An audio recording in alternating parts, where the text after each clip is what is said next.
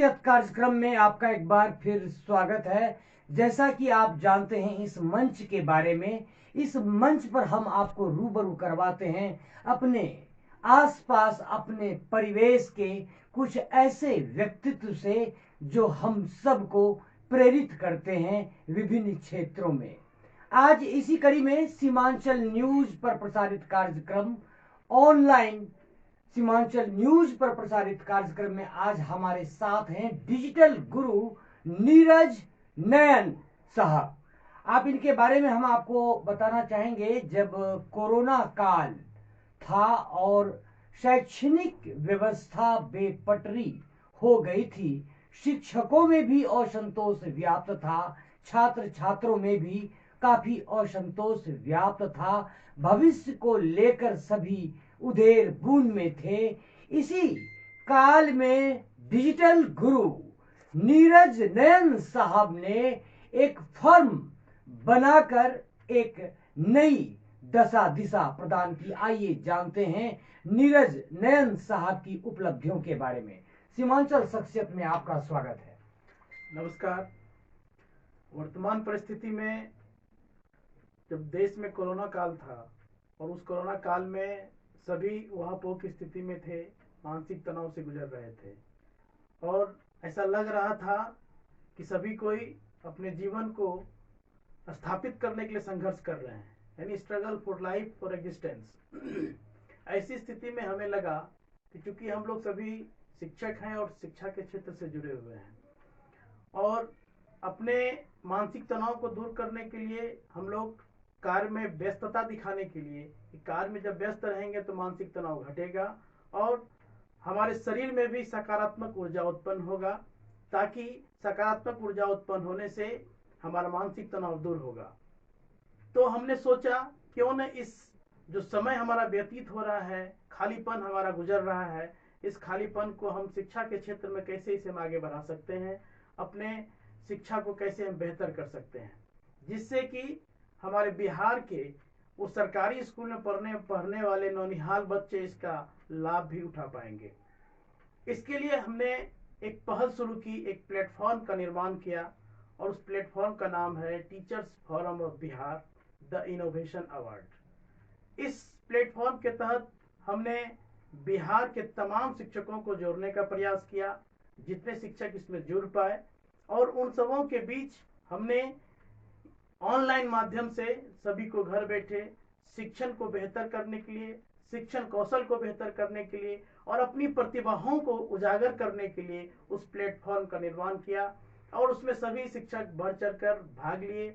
और जब वो इसमें भाग लिए तो हमने ये देखा कि होता क्या है कि जब हम लोग एक शिक्षक हैं और जब शिक्षण कार्य करते हैं तो किसी भी विषय वस्तु को पढ़ाने के लिए हम लोग अपने अपने व्यक्तिगत गुणों के आधार पर हमारा शिक्षण विधि अलग होता है और शिक्षण विधि के अलग अलग तरीके से हम लोग शिक्षण कार्य करते हैं, जिससे हमारे बच्चे उसका बेहतर लाभ उठा पाते हैं। तो सभी शिक्षकों में अपना एक व्यक्तिगत शिक्षण कौशल होता है, शिक्षण विधि होता है। तो हमने सोचा कि अगर हम बिहार के तमाम शिक्षकों को एक प्लेटफॉर्म दें और उस प्लेटफॉर्म के तहत उनके शिक्षण कौशल को हम अपनाएं और हमारे शिक्षण कौशल को वो अपनाएं, एक दूसरे से रूबरू हो सकें, एक दूसरे के साथ हम लोग अपने शिक्षण कौशल को और अपनी प्रतिभाओं को साझा कर सकें, ताकि हम में जो खूबियां हैं या उनमें जो खूबियां हैं उनको एक दूसरे शिक्षक जान पाए और उनका लाभ विद्यालय में हम उन सभी बच्चों के बीच एक अच्छा शिक्षण प्रक्रिया को प्रदान कर एक नवाचार उत्पन्न करते हुए हम बच्चों के बीच उन्हें हम बेहतर से बेहतर शिक्षा प्रदान करने का प्रयास कर सकें। आपके इस उपलब्धियों में बच्चे कहां तक लाभान्वित हो पा रहे हैं? कितनी संख्या में बच्चे? आपने बिहार के सभी शिक्षकों को जोड़ने का काम किया, वहीं छात्र छात्राओं की अगर हम बात करें तो कितने बच्चे लाभान्वित हो रहे हैं आपके इस कार्य से, आपके इस फर्म से? अभी तो जो स्थिति है, वर्तमान परिस्थिति में अगर हम कहें, अभी तो विद्यालय हमारा शैक्षणिक कार्य बंद है और इस शैक्षणिक कार्य बंद होने के कारण बच्चे भी विद्यालय नहीं आ रहे हैं, लेकिन ऑनलाइन के माध्यम से जितने भी बच्चे इससे जुड़ पाए हैं उन्हें हम इनका लाभ दे पा रहे हैं। बहुत सारी प्रतियोगिता भी आयोजित हमने करवाया है, लेकिन हमने जो शिक्षण कौशल एक शिक्षकों के बीच में आदान प्रदान कराने की प्रक्रिया जो प्रारंभ किया है, इससे जो शिक्षक लाभान्वित हुए हैं, तो हमें उम्मीद है और आशा है और विश्वास है कि वो शिक्षण कौशल जब विद्यालय सुचारू रूप से संचालित होने लगेगी, उनका पूरा भरपूर लाभ हमारे विद्यालय के बच्चों को मिलेगा। एक विशेषज्ञों की अगर बात करें, हम विशेषज्ञों की राय पर अगर गौर करें हम, तो हम सब अब एक ऐसे दुनिया में प्रवेश कर चुके हैं जहां कोरोना महामारी के अलावा भी और भी कई संगीन खतरे हैं।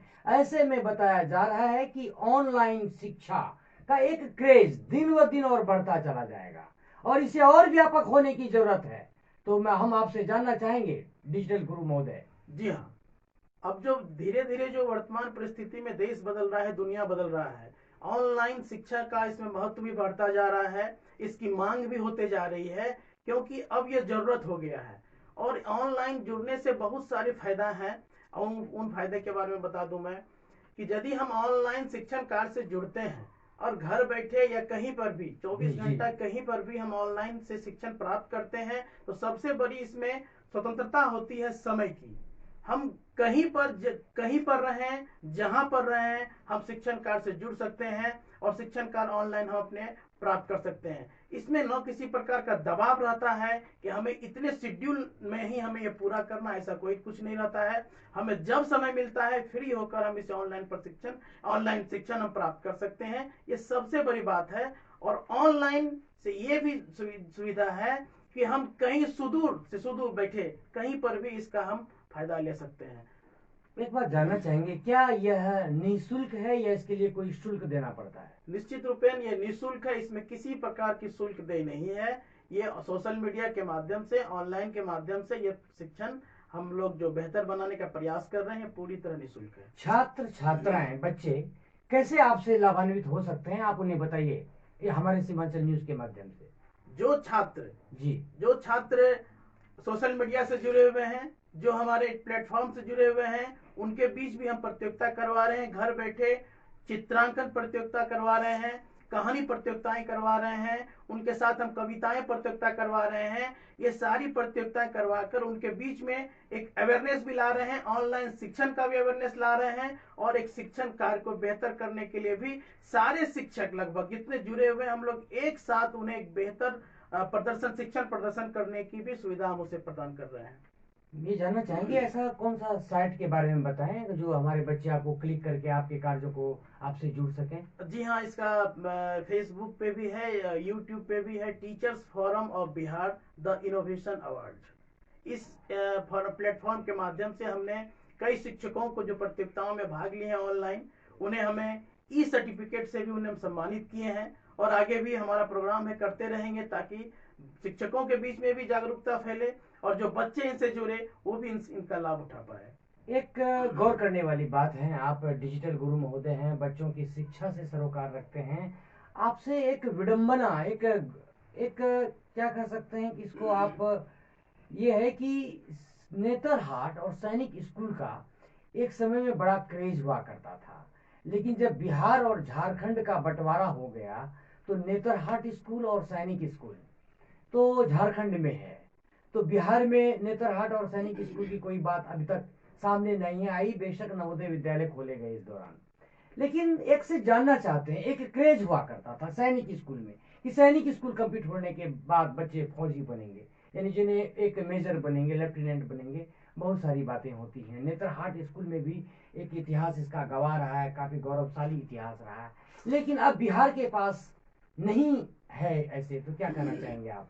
सबसे पहले हम कहना चाहेंगे कि बिहार में प्रतिभाओं की कमी नहीं है जी। बिहार राष्ट्रीय स्तर पर और अंतर्राष्ट्रीय स्तर पर यहाँ के बच्चे बहुत आगे अपना नाम कर चुके हैं और आगे भी करते रहेंगे।